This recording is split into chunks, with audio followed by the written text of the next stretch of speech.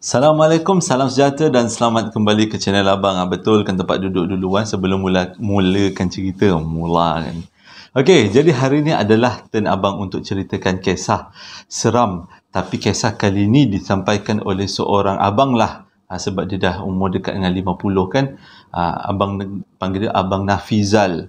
Jadi dia call abang pada satu malam menceritakan satu kisah yang sangat menarik tentang Tasik Dayang Bunting dekat Langkawi. Jadi bila abang dengar cerita tentang Tasik Dayang Bunting ni, abang rasa macam dulu abang rasa Tasik Dayang Bunting ni macam tempat yang wah indah.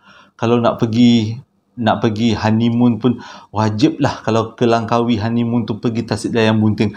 Berenang-renang. Ada orang kata kalau minum air dekat Tasik Dayang Bunting atau berenang-renang kita boleh mengandung.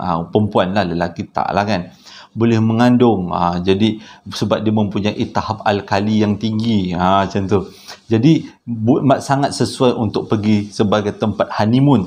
Tapi itu sebelum abang dengar cerita dia daripada Abang Nafizal ni. Dan selepas abang dengar cerita dia, tempat tu abang cakap antara yang scary Mary yang ada dekat Malaysia. Jadi kalau kau nak tahu cerita daripada mula sampai habis, tonton video abang akan ceritakan insya-Allah. Tapi ni bukan untuk menakut-nakutkan korang jangan pergi Tasik Dayang Bunting. Tapi selepas dengar tu abang rasa macam bila pergi tu abang dah tahu apa yang ada dekat situ. Seronok kan? Okey, jom kita teruskan dengan cerita. Cerita kali ni mungkin panjang sikit lah, tapi harap korang bersabar lah ya. Abang Nafizal ni sebenarnya dia adalah bekas komando. Dulunya dia bertugas dekat kamp dekat Melaka. Tapi selepas dia dah mengalami sedikit gangguan. Abang tak pasti gangguan apa, tapi yang abang faham gangguan dari segi jiwa lah. Dia bukan sakit jiwa, tapi ketak tenteraman jiwa tu tak berapa nak tenteram tu. Jadi dia pun berhentilah daripada kerja dengan Angkatan Tentera Malaysia sebagai komando. Jadi dia pun pergilah bertugas sebagai dapatlah kerja dengan Pelancongan Negeri Kedah. Badan Pelancongan Negeri Kedah. Dapat kerja kat situ. Sebab dia ni ada reputasi sebagai komando. Ada reputasi sasul ni. Reputasi sebagai komando. Jadi baguslah, memang sesuai lah kan dia kerja kat tempat macam tu. Jadi bila dia dapat kerja dengan Pelancongan Negeri Kedah ni, pihak Pelancongan Negeri Kedah ni pun cakap dengan dia apa kata dia uruskan Tasik Dayang Bunting. Tapi pada waktu tu Tasik Dayang Bunting memang dah teruk dah. Pengurusan yang dulu memang tak boleh nak maintain Tasik Dayang Bunting. Sebab kata pihak Pelancongan Negeri Kedah ni kata dah 7 orang manager dilantik untuk uruskan Tasik Dayang Bunting. Tapi semuanya lari tengah malam. Dia pun pelik, kenapa kalau nak lari kena tengah malam? Nanti ada kaitannya di situ. Seram sangat. Jadi dia pun pelik juga. Tak apalah, dia pun dah siap-siap. Dia cakap dengan family dia akan ada dekat kawasan Pulau Tasik Dayang Bunting tu lebih kurang sebulan. Sebab dia nak uruskan dari segi piping, dari segi jetty, dari segi platform dekat Tasik Dayang Bunting. Macam-macam lah dia nak kena tengok, yang dia nak kena tengok, kaji bajet. Lepas tu dia akan proposekan bajet itu pada Kerajaan Negeri Kedah dan Kerajaan Malaysia, dan Kerajaan Malaysia akan keluarkan bajet dan dia akan perbaiki. Termasuklah mencari kru-kru baru. Jadi sampailah dia satu hari itu dekat Tasik Dayang Bunting. Dia ditunjuk kalau dengan orang daripada Jabatan Muzium Kejabatan Pelancongan Negeri Kedah lah kan.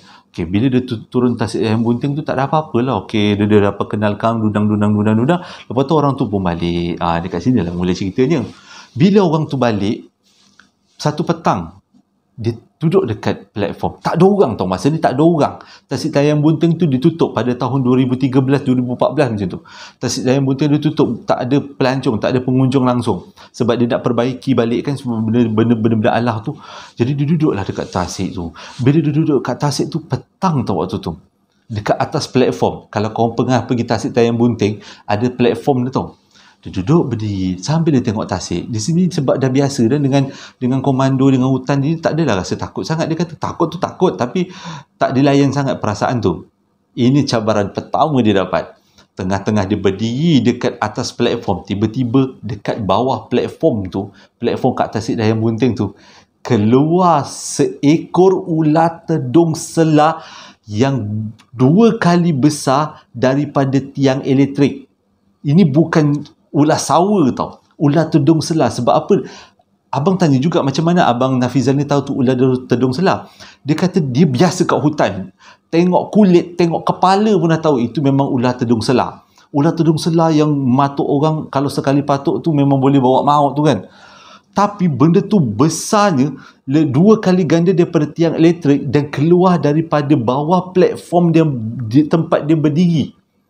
Keluar dan terus menuju ke tengah tasik. Waktu tu dia kata takutnya Allah aja yang tahu.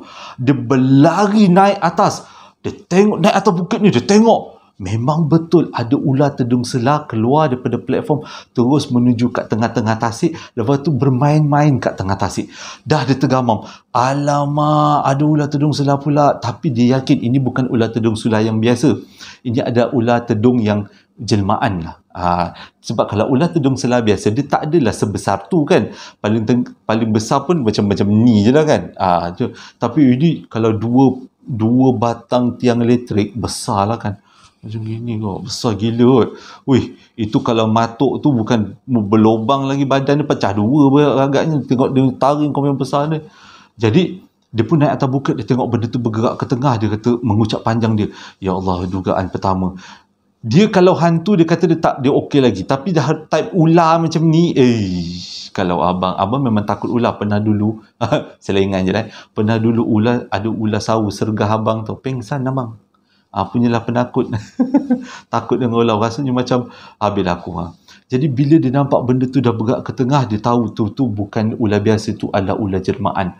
Dia kata ini dugaan pertama, Allah nak uji. Dia kata tapi tak apalah, dia ni pun Abang Nafizan ni pun orang semayang juga, orang yang selalu beribadah kan, tak tinggal semayang, tak tinggal solat dia. Jadi dia rasa macam dugaan lah. Okey, tak apalah, dia pun pergilah daripada Tasik Dayang Bunting tu, dia terus bergerak dekat kawasan depan yang dekat dengan jeti. Nanti kalau korang abang cerita ni korang tak dapat nak tangkap sangat, tengoklah gambar dekat ni, abang pun tak sertakan gambar. Dia duduk dekat kawasan jeti tu. Selepas jeti tu kan ada kawasan macam tapak-tapak sikit, tapak-tapak kedai kan. Jadi waktu tu katanya kedai tu semua tak terurus, jadi dia duduk dekat salah satu macam kemah lah. Tapi kemahnya agak kukuh lah, bukan kemah-kemah pengangkap kita tu. Kemahnya agak kukuh sebab dia pun komando kan, memang tak ada masalah lah tu duduk bawah kemah tu. Okey, dugaan yang pertama tadi ular kan, ular tedung selah. Dugaan yang kedua adalah waktu dia tengah maghrib, lepas main maghrib, dia tengah rehat-rehat, tiba-tiba dia nampak dekat hujung jeti ada seorang perempuan berambut panjang dengan baju putih. Masa tu dia berdebah, takut. Dia kata, Allahumma salli ala sayyidina Muhammad, nampak pula benda alam macam tu kan. Takut dia kata, tapi dia kuatkan semangat sebab benda tu jauh. Dia kata dekat ujung jeti. Dekat tempat orang naik bot, turun bot, kat ujung tu. Tak ada masalah. Bila dia dah semayang isyak, dah siap makan semua, dia tengok benda tu tegak aja berdiri kat situ. Diam je lah. Dia pun, aku tak kacau kau tak kacau aku. Okay. Dia pun tidur. Bila tidur, dia bangun daripada tidur, dah subuh semua, benda tu dah hilang. Tak ada masalah.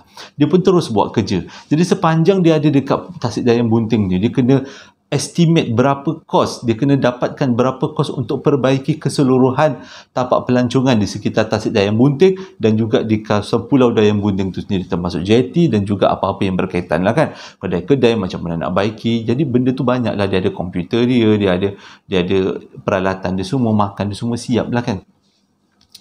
Jadi nak jadikan cerita, malam kedua masuk je maghrib, dia nampak lagi benda tu dekat jeti.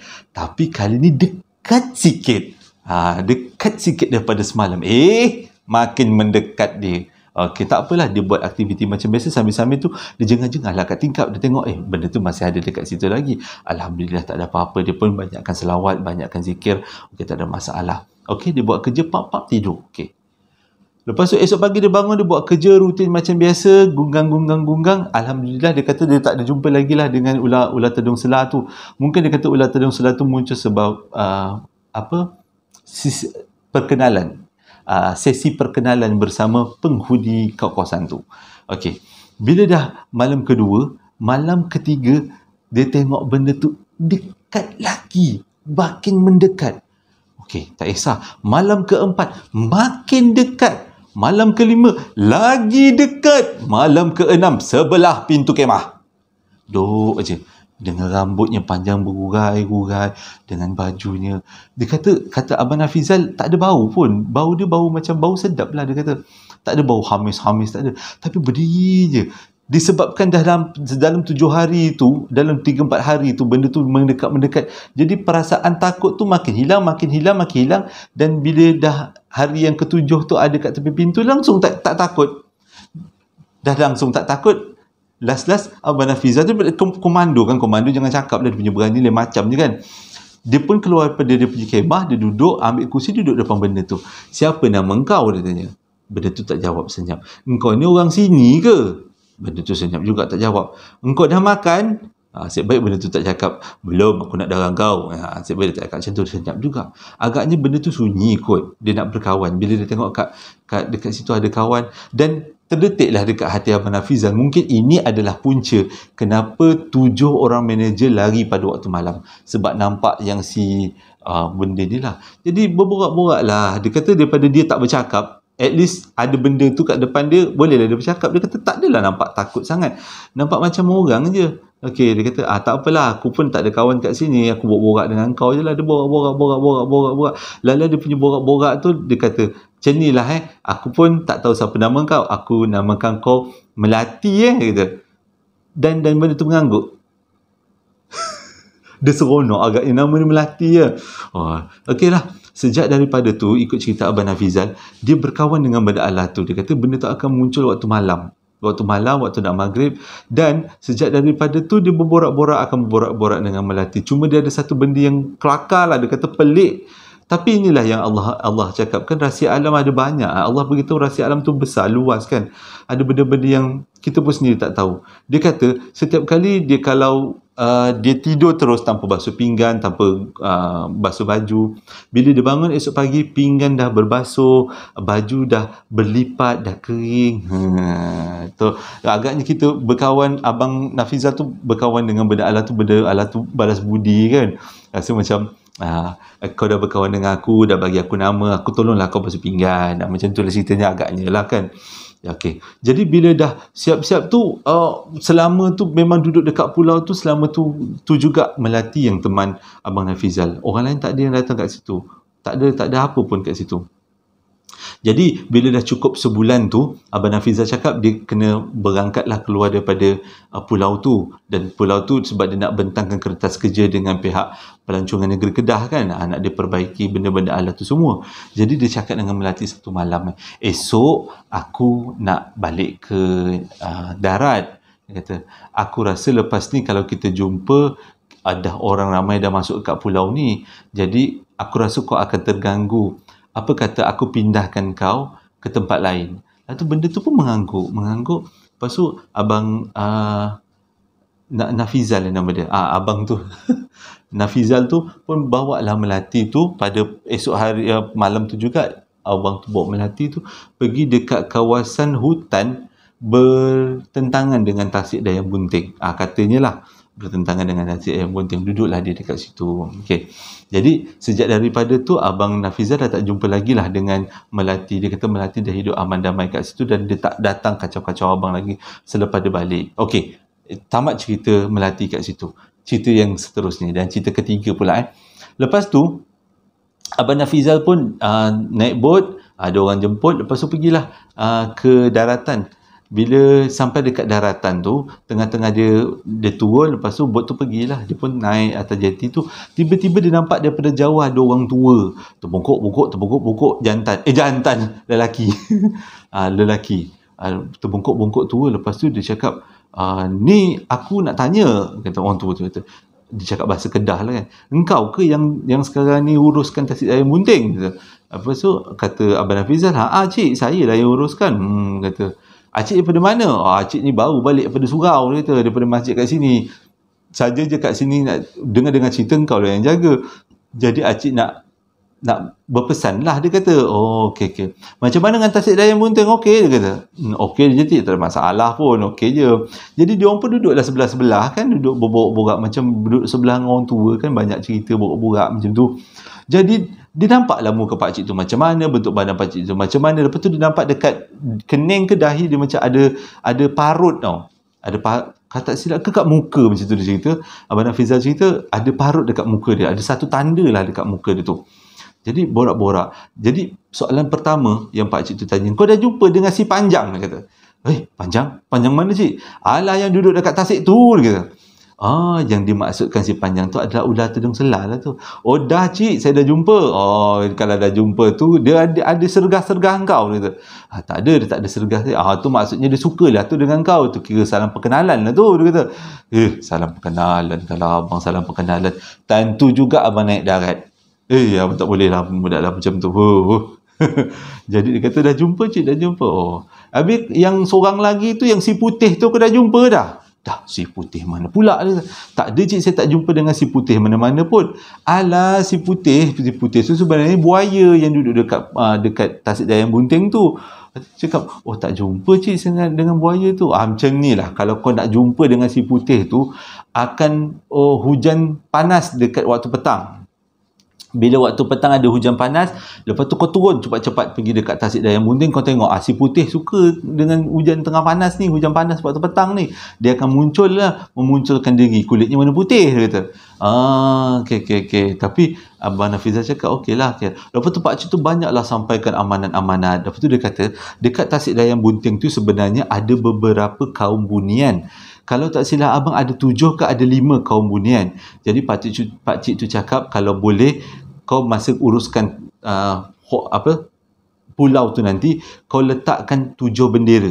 Abang tak ingat sama ada 7 atau 5 kaum 7 bendera mewakili 7 kaum, ataupun 5 bendera mewakili 5 kaum.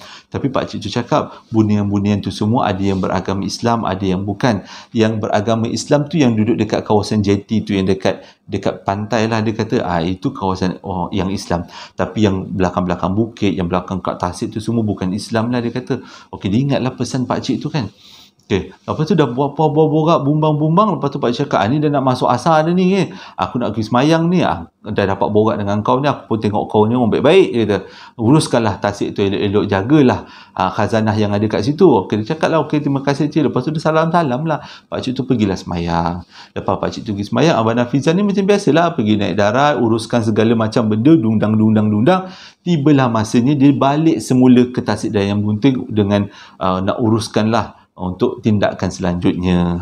Dia nak memperbaikilah tasik dayang bunting. Ini lebih kurang tahun 2013-2014. Okey, bila daripada darat tu nak pergi tasik dayang bunting, daripada darat nak pergi pulau dayang bunting tu, dia akan naik satu bot. Dan kali ni yang naik bot dia adalah tukang bawa bot tu orang yang paling tua di kalangan pembawa bot. Abang namakan dia sebagai Pak Mat lah kan. Lepas tu bila dalam bot tu dia sampai kat tasik dayang bunting tu, dia pun turun. Sebelum dia turun, dia tanya dengan Pak Mat tu, Pak Mat kenal tak ada seorang pakcik begini bentuknya, ada scar kat muka, ada scar lah, ada parut dekat mukanya gitu. Lepas tu Pak Mat cakap, kau biar betul weh, kau jumpa dengan orang tua tu? Saya jumpa, dia bagi saya pesanan, dia kata gini aja bunyian lah apa benda semua. Terkejut Pak Mat tu dah umur 80 masa tu, masih lagi gigih bawa bot tu. Kalau kau nak tahu, orang yang kau cakap tu orang alim kat kawasan ni. Dulu masa aku muda-muda, aku kecil-kecil, memang aku selalu jumpa dia. Tapi 30 tahun lepas dia dah meninggal dah tak ada kat dunia dia dah. Yang kau jumpa tu siapa? Dah bila cakap macam tu sah-sah lah. Memang Abang Nafizi, Abang asyik lupa nama, ada masalah mengingat nama. Jadi dia kata, abang cakap, mungkinlah kot dia datang, mungkin roh ke apa ke kan, datang nak bagi pesanan kat dia supaya jaga khazanah pulau dayang bunting tu elok-elok kan. Okey, teruslah, tak apalah, dia dah jumpa dengan orang yang dah meninggal rupanya. Tapi bila dia cek dengan jabatan apa tu, pelancongan ataupun jabatan dia, orang darat lah, kena cerita orang darat, kata memang pakcik tu ada dulu 30 tahun dah meninggal. Tanya dengan keluarga dia, memang ada, tapi dia pun tak sangka dapat jumpa dengan keluarga-keluarga dia. Pun cakap setiap orang yang menguruskan tasik dayang bunting tu, kalau bernasib baik akan jumpa dengan orang tua tu. Orang tua tu akan bagi beberapa pesan lah kan. Okey, dia anggap tu sebagai satu petunjuk lah, petunjuk baik lah, dia kata. Okey, nak jadi cerita, dia pun naiklah ke atas pulau tu dan dia uruskanlah pulau tu. Waktu dia menguruskan pulau tu, memang dia banyak kali dapat mimpi tentang perkampungan-perkampungan bunian ataupun jin yang ada di sekitar Pulau Dayang Bunting. Dan setiap perkampungan tu ditandakan dengan bendera seperti yang pakcik tu cakap. Jadi kalau korang pergi Tasik Dayang Bunting, korang tengok ada bendera ke tidak? 5 ke 7 bendera macam tu. Berlainan warna, mewakili kelompok-kelompok jin dan juga bunian yang ada dekat kawasan tu. Cuma mengikut kata Abang Nafizal, dia dah pindahkan golongan jin Islam ataupun bunian Islam yang ada duduk dekat kawasan jeti tu ke belakang bukit, supaya tidak mengganggu orang-orang yang nak datang melancong dekat situ kan. Okey, dia uruskanlah pulau tu, cantiklah pulau tu, dah sangat cantik dah. Tapi waktu dia explore pulau tu, dan waktu dia nak menguruskan, dia kena explore. Dia kata sebenarnya dekat Tasik Dayang Bunting ada satu lagi tasik, namanya Tasik Jantan. Tapi tasik ni macam pelik sikit, sebabnya dikelilingi dengan pokok-pokok yang rimbun, yang dia punya daunnya melampai ke air tasik. Jadi kau bayangkan tasik tapi ada banyak pokok merimbun. Itu namanya Tasik Jantan. Dan Tasik Jantan tu tak ramai orang yang datang. Ada beberapa orang yang datang dan tasik dia sangat biru, sangat hijau, salah satu warna, tak biru hijau dia kata. Tapi memang misteri tasik tu. Jadi kalau orang yang datang, orang yang tahu, dia akan minta lah tourist guide tu, boleh tak bawakan saya pergi jumpa Tasik Jantan. Nanti dia akan bawa lah pergi melawat ke kawasan Tasik Jantan tu. Okey, abang nak cerita satu kan, pelik kan, Tasik Jantan. Okey, lepas tu bila dia menguruskan pulau dan Tasik Dayang Bunting tu, dia kata ada beberapa pantang yang dia dapat alamat, iaitu bila seseorang pergi dekat Tasik Dayang Bunting, pastikan orang tu tak mabuk, dan 2-3 hari sebelum tu dia tak mabuk juga. Kalau dia mabuk, diharap jangan mendekati Tasik Dayang Bunting, sebab dah banyak kali kes orang yang mabuk malamnya, siangnya pergi mandi kat Tasik Dayang Bunting, lepas tu tenggelam, susah nak timbul. Kebanyakannya daripada pelancong-pelancong yang memang ialah pelancong-pelancong kan, dia pun tak tahu tentang adat-adat tempatan kan. Kalau macam kita, baik Cina, India, Melayu, kita tahu tempat tu adalah tempat yang misteri kan, jadi kita kena jaga adab. Jadi dikata jangan minum arak sebelum tu, minum arak ke tetongging ke malam tu jangan buat. Dah pergi Tasik Dayang Bunting, kau pergi mandi pula, memang lepas tu kau tak timbul, kau tenggelam dalam tu. Jadi kering tekak abang cerita panjang kan. Jadi dia kata okey, dah tenggelam dah. Jadi kata banyaklah peristiwa orang yang meninggal tenggelam kat Tasik Dayang Bunting, dan dia terpaksa menyelam selamatkan orang tu. Dan tak selamatlah sebenarnya. Dan bila tenggelam tu nak bawa naik tu, dan selalunya bila bawa naik, dia kata muka jenazah tu memang menakut-nakutkan macam situ kan. Astaghfirullahalazim, orang dah meninggal. Tapi kebanyakannya dia kata bukan orang Malaysia. Bukan kebanyakannya, memang semua yang meninggal bukan orang Malaysia, orang daripada luar negara. Tapi memang bila tenggelam, muka dia macam tu menakutkan lah kan. Agaknya ternampak apa kat dalam tasik, nampak ular tedung selasi panjang tu ke macam tu. Jadi waktu dah buatlah semua Tasik Dayang Bunting tu dah cantik, dah ada bendera, bunian-bunian pun dah dipindahkan, kata. Okey, nak jadi cerita, pada satu petang tiba-tiba hujan panas. Hujan. Bila hujan tu, nampak pula bot datang ke jeti. Ada sepasang suami isteri orang Arab. Tengah-tengah hujan ni, lepas tu dia cakap lah, pulau ni dah tutup, dah pukul 5 lagi pun, ni pun tengah hujan-hujan renyai kan, tak boleh dah pergi Tasik Dayang Bunting. Dia kata tolonglah, dia nak pergi Tasik Dayang Bunting. Dia dengar dekat Tasik Dayang Bunting tu siapa yang berenang-berenang kat situ boleh mengandung, dia kata. Dia pun sebab dah lama tak dapat anak kan, dia kahwin dengan isteri dia, orang Arab kan, cakap yali Habibi kata. Jadi Habibi swimming pregnant kata. Macam tu lah kan. Jadi dia kata halah tak kau lah kan. Tapi waktu tu Abang Nafizi tak ingat tau, sebenarnya dia terlupa yang pakcik tu pesan, kalau ada hujan panas waktu petang, akan muncul si putih dekat tasik dayam bunting. Okey, dia biarlah lepas lah, taklah korang nak berenang, kau punya pasal yang tenggelam korang, bukan aku, dia kata. Lepas tu laki bini tu pergilah. Selang 10 minit tiba-tiba laki bini tu dengan bini dia masih berjubah, laki dia dah hilang jubah, hilang egal semua dah tinggal seluar pendek, baju dengan seluar dia dah main kepit kat ketiak je, belong tu sampai dekat jumpa dengan abang Nafizi tu lah. Lepas tu dia cakap, abang tu tanya, what happened kan? Dia kata, kenapa?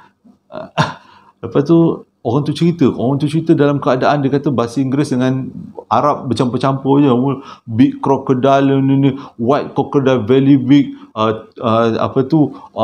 abang nak gayakan orang Arab tak cakap Inggeris susah juga kan. Very big crocodile swimming, and then suddenly I shock. Abang bayangkan macam tu lah kan. Lepas tu baru teringat, aku lupa nak pesan kat orang tu jangan pergi tasik bila ada hujan panas. Tapi abang Nafizi tak pernah jumpa tau. Dia kata dia tak pernah jumpa si putih tu. Dia tu adalah kali pertama. Ada orang Arab tu cerita, dia kata krokodil tu besar gila, dia kata 2 kali ganda, double size, dia kata, daripada krokodil biasa melintas tengah-tengah dia berenang. Dia tak kacau, dia kata dia cuma melintas je. Tu krokodil tu jeling-jeling dia, bila lagi jelingan manja, memang takut kena ngap. Laki bini lari lah naik atas. Okey. Kali kedua peristiwa, ada sekumpulan Mak Saleh muda-muda lah, tegap-tegap semua daripada Australia datang. Dia kata dia nak berenang kat atas dayam bunting. Tapi waktu tu abang Nafizi ingat, memang waktu tu hujan tau, petang hujan. Lepas tu dia kata, ni mesti jumpa dengan buaya ni, tak apalah, biar je lah. Dia suruh Mak Saleh, go lah, dia kata, swimming lah, dia kata, go swimming, have fun, dia kata. Okey, Mak Saleh tu pergilah turun ke tasik dayam bunting. Yang abang ni dengan kru-kru dia ni memang ada dekat kawasan jeti lah kat depan tu.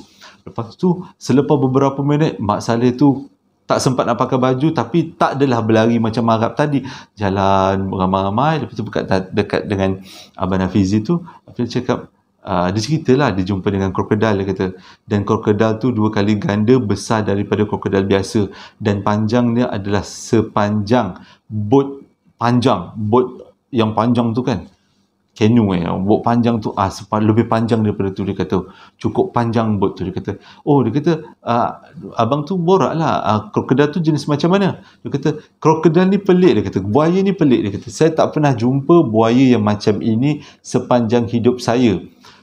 Ekornya pelik, matanya macam mata manusia, dia kata, sisiknya pelik, sebab buaya tu betul-betul muncul dekat tepi platform, memang nampak jelas, dan diorang ni tak takut. Lepas tu Abang Nafizi cakap lah, kenapa korang tak takut? Rupanya yang datang tu adalah sekumpulan penyelidik buaya daripada Australia. Diorang datang bukanlah nak selidik buaya dekat tasik dayam bunting, tapi diorang datang sebab nak bercuti. Tapi tak sangka jumpa buaya tu. Dia kata buaya tu satu-satunya buaya paling pelik pernah dia jumpa. Dia kata dekat Australia dia banyak buaya. Buaya tembaga, buaya jantan, semua ada. Macam-macam buaya dia pernah jumpa, tapi dia tak pernah jumpa buaya satu-satunya dekat tasik dayam bunting ni. Dia kata pelik juga kan.